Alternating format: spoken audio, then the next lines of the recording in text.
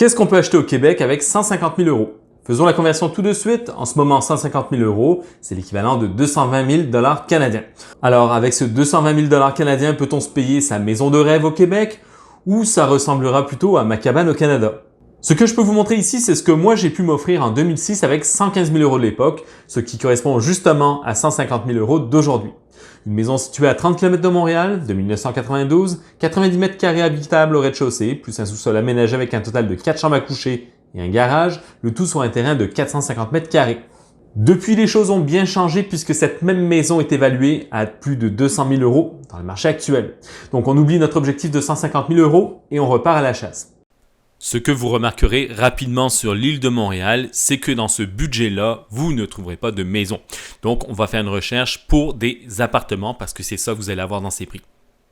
Nous avons ici un appartement de 1947 au 3e étage avec une chambre et une salle de bain.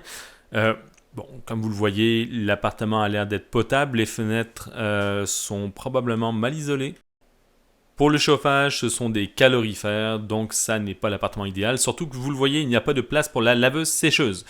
On passe maintenant dans un studio, donc un studio de 1975 au 7e étage.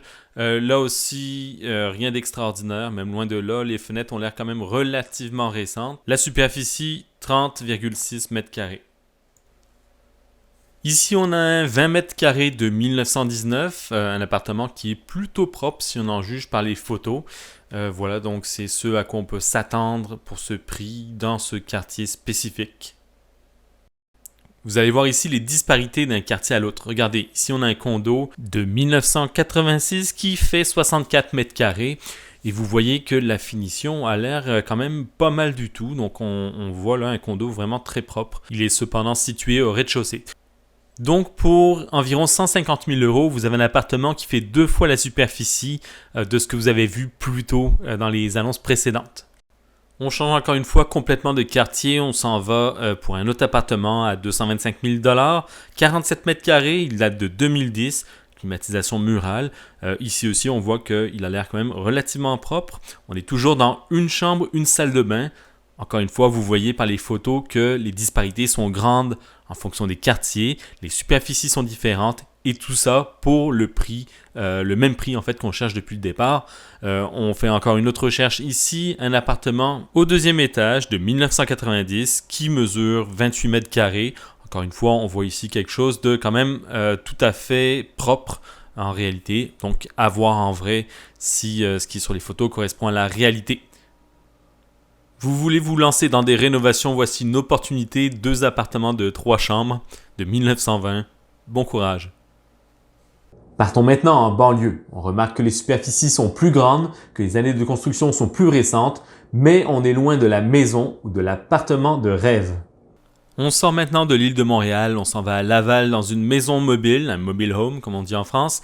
1978, 2 chambres et voilà. C'est propre, mais ça reste une maison mobile, donc c'est un choix de vie.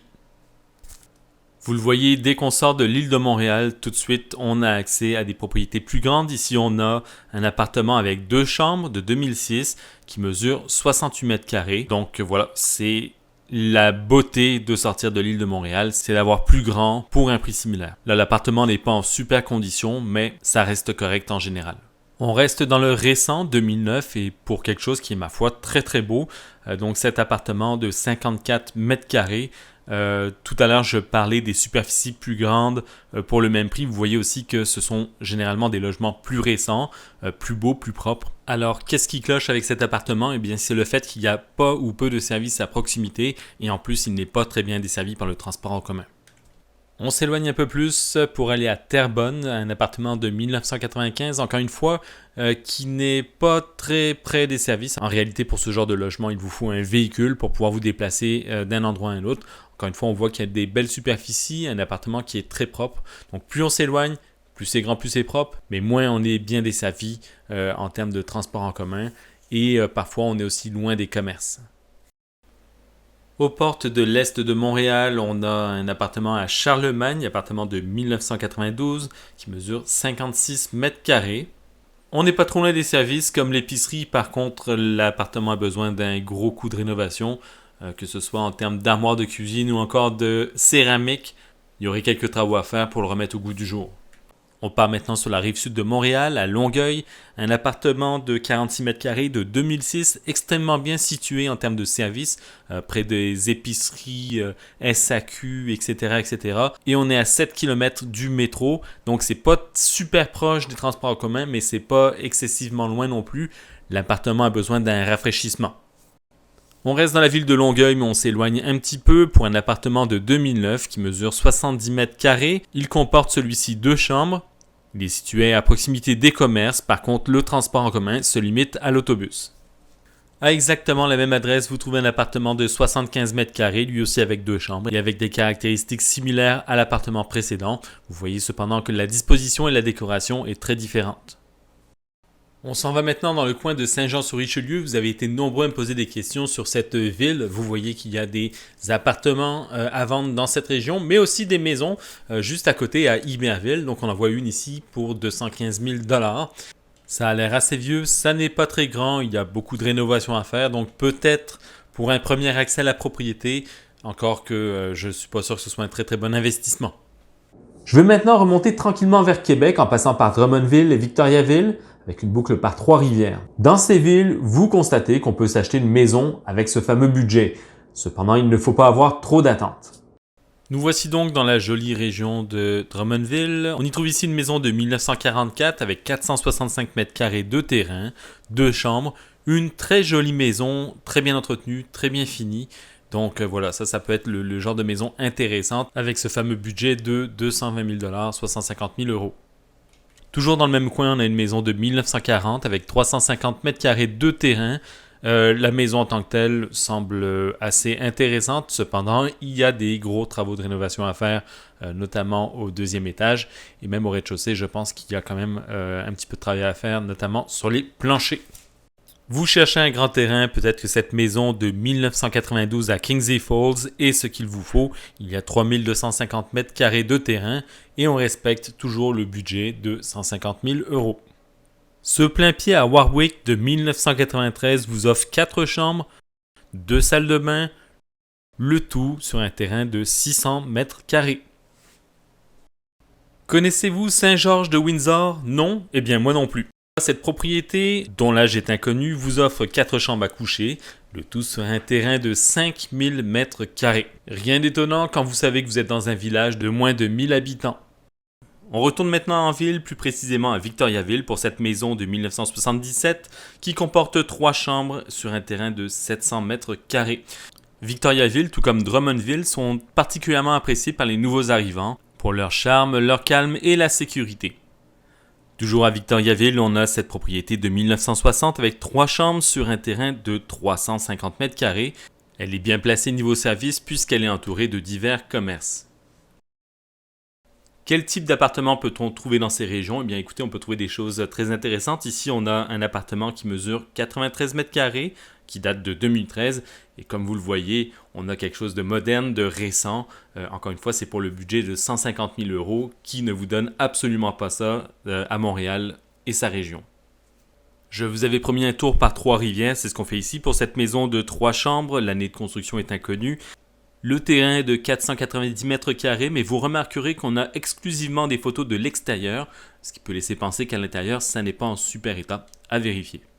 Je vous présente maintenant cette jolie petite maison des années 1900 avec 2 chambres, avec une possibilité d'en ajouter une 3e, sur un terrain de 500 mètres carrés, mais surtout avec une vue et un accès à la rivière. À Québec, la différence est frappante en termes de superficie de propreté en comparaison avec Montréal. Il est donc clair qu'à Québec, vous en avez plus pour moins cher. Dans le quartier d'Uberger-les-Saules, vous trouvez un appartement récent, 2013, avec 3 chambres, ce qu'on n'a pas vu jusqu'à maintenant. Et honnêtement, en termes de finition, on est sur quelque chose de vraiment bien. Dans le quartier des Châtelles, vous trouverez cette construction de 2009. La superficie est de 95 mètres carrés avec 2 chambres. Si les photos représentent la réalité, c'est tout simplement magnifique. Là, je vous ai présenté des quartiers récents. On s'en va vers le Québec un peu plus vieux avec cet appartement de 2 chambres datant de 1929. Notez la terrasse en hauteur. On est maintenant dans le Vieux-Québec, dans un appartement de 1850 avec 2 chambres.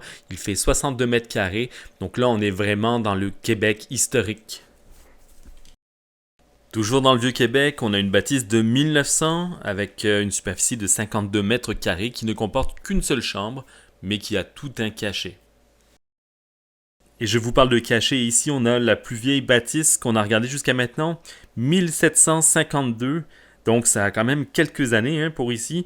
2 chambres, 61 mètres carrés. Là aussi, les propriétaires ont su garder la brique originale. C'est tout simplement magnifique.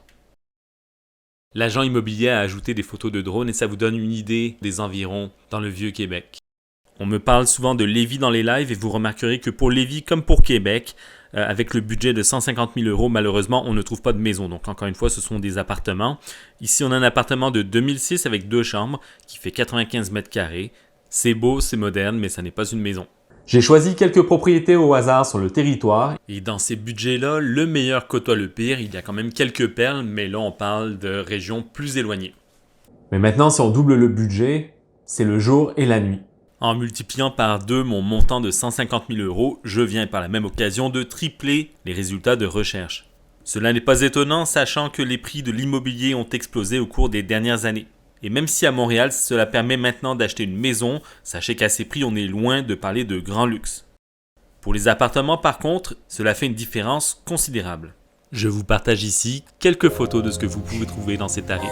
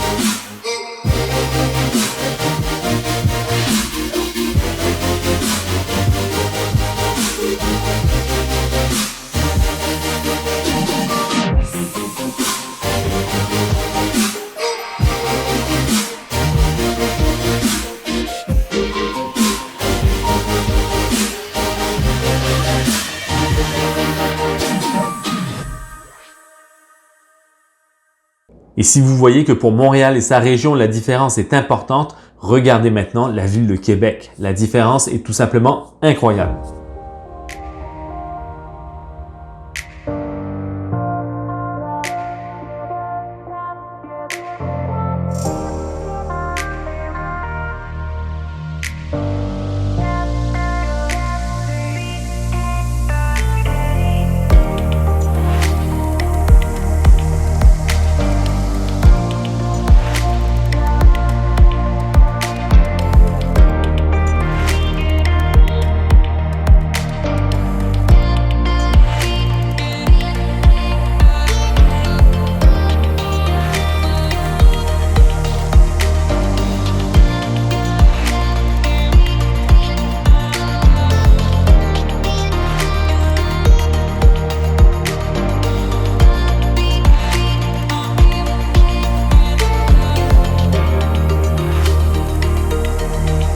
Alors, quel est votre budget?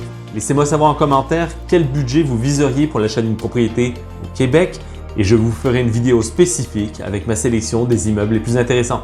À bientôt!